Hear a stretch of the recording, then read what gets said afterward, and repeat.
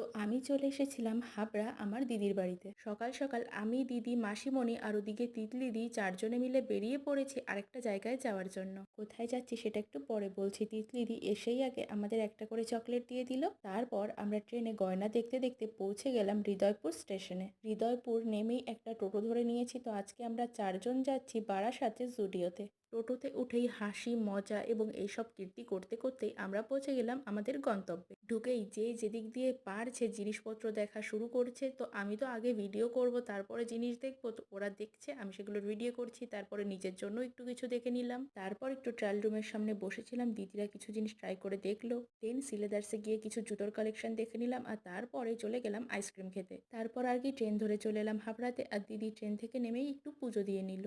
বাড়ি ফেরার সময় দেখলাম বৃষ্টি শুরু হলো। আর ফেরার সময় দিদি কিছু ফলও নিয়ে এসেছে। বাড়ি ফিরে ডিনার করেই ঘুমিয়ে পড়েছি। তো আজকের মতো এই পর্যন্ত।